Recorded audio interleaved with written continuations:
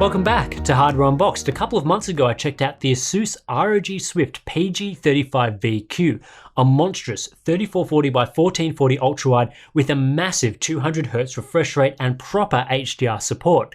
At the time I called it the best monitor I'd tested. Well, as many keen monitor fans would know, Acer has their own version of this display, the Predator X35, and today we'll be putting it head to head with the PG35VQ to see how it stacks up. The X35, as expected, packs the same specs as the PG35VQ because it uses the same panel. So it's a 35-inch 3440 by 1440 VA panel with up to a 200Hz refresh rate, 1800R curvature, and G-Sync Ultimate support. It's a true HDR monitor as well, with Display HDR 1000 certification and a 512 zone full array local dimming backlight. Pricing is also quite similar. Both are expected to cost around $2,500 when they go on sale. And as of today, the PG35VQ still isn't widely available, even though I tested it a couple of months ago. Certainly with that sort of price tag, this monitor isn't going to be for everyone. In fact, with an MSRP of $4,000 in Australia, this thing costs more than a high-end LG OLED TV. Monitor manufacturers are without doubt setting the bar high for true HDR in a monitor form factor. Given you'll need an RTX 2080 Ti to make full use of the high refresh rate capabilities of a panel like this, I imagine this is the sort of thing that only high rollers will end up buying, but hopefully what we go through today will show where monitors are headed in the next few years. For the design, both the Acer and Asus variants are fairly heavy on the gamer style. If you've seen any of my reviews in the past, you'll know I prefer a more minimalist look, but there will be some people out there that are more keen on huge RGB zones that you can't even see from the front. I have a slight preference for the X35 design over the PG35VQ, but it's a bit of a muchness. Both use black plastic, both have similar bezels, both have metal stands, both pack height, tilt and swivel adjustment, both are equally well made. The array of ports is typical for a G-Sync monitor, a single HDMI and single DisplayPort input, plus some USB ports. That is it. There are no audio jacks here, although the X35 does have some rather crappy built-in speakers. The on-screen display is controlled through a directional toggle, no huge surprises here. It also has the standard range of Acer features, including cheek crosshairs, a low blue light mode, and a dark boosting mode. Like a few other monitors I've reviewed recently, there is no backlight strobing mode here for added clarity. Presumably that was too hard to get working with an FALD backlight. One glaring issue with the X35 is the active cooling fan. This has been a feature of all G-Sync Ultimate HDR monitors so far, to varying degrees of success. While the fan isn't very noticeable in the Asus PG35VQ, for some reason Acer has decided that pulsing the fan between a slow and fast speed is the best course of action. This means that from time to time the fan will suddenly engage, and in a quiet room it sounds like a vacuum cleaner has just been turned on. Here's an audio snippet of this in action.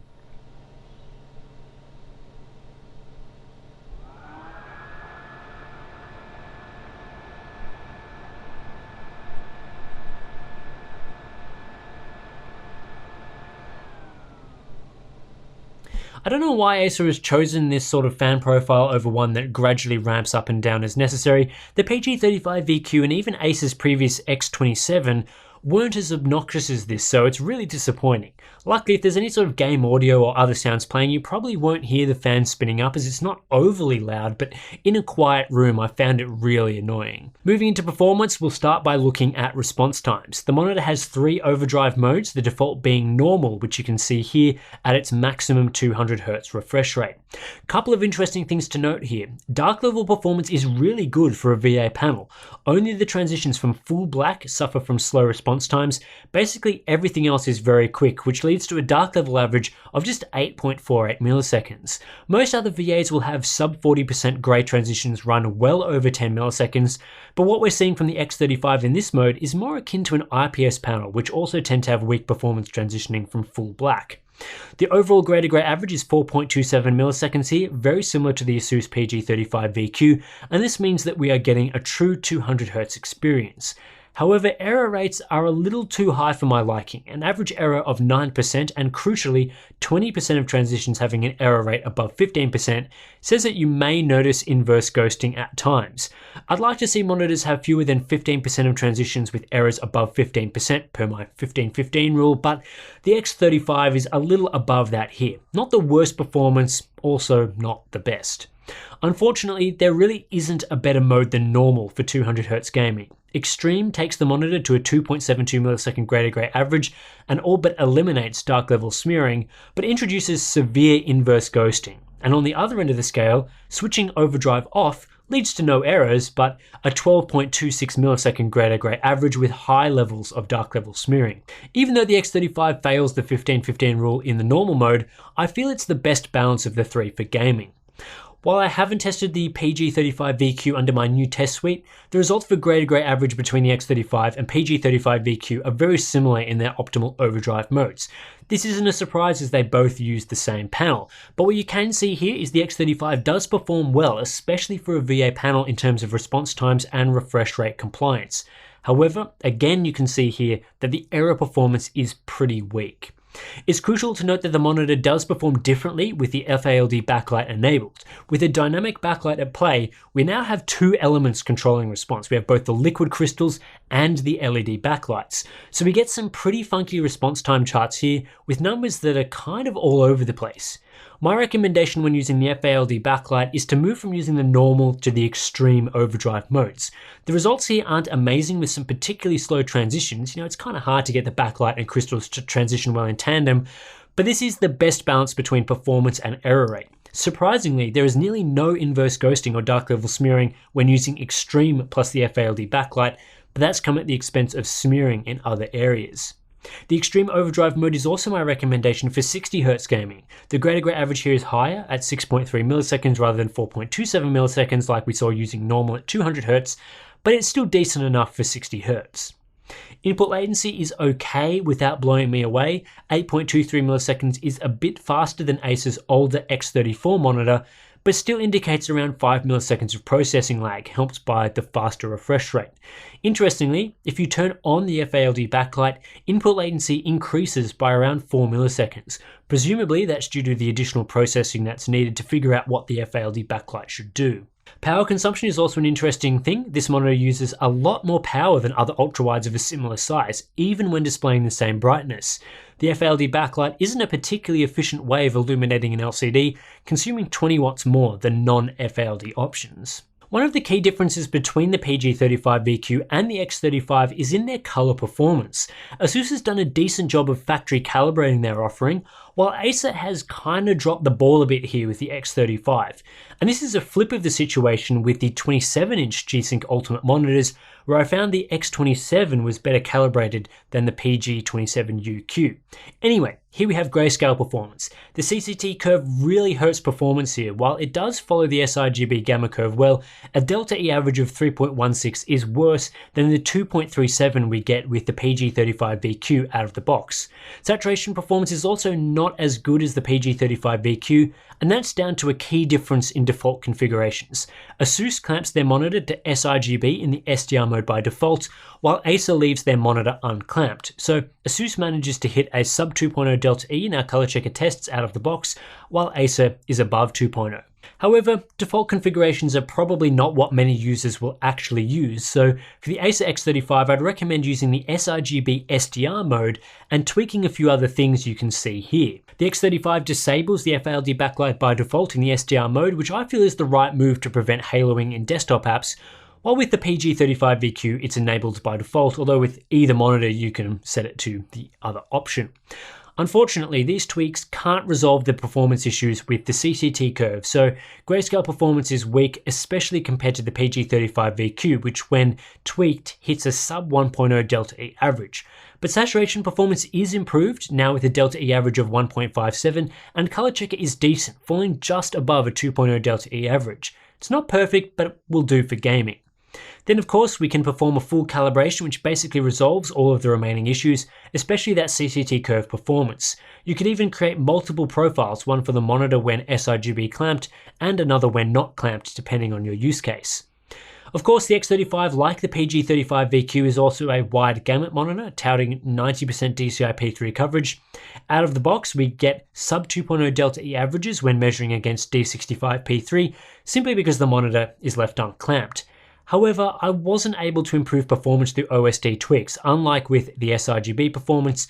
Again, to get things up to standard, you will need to perform a full calibration, which works pretty well. For SDR mode brightness, we get 480 nits when calibrated, right at the top of the charts. This is artificially limited, of course, as the monitor can do well above that in the HDR mode, as we'll see in a moment.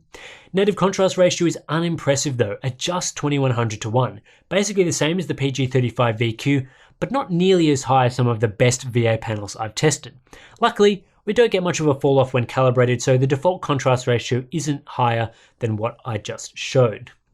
Native uniformity is good. The central zone is quite accurate relative to the center, while with the outer edges there's a slight vignette, which isn't unusual to see from a curved VA panel. However, performance here is a bit weaker than the PG35VQ, at least comparing my review units. For HDR performance, of course, this is a fully HDR capable monitor with display HDR 1000 certification and a full array local dimming backlight with a decent 512 zone count.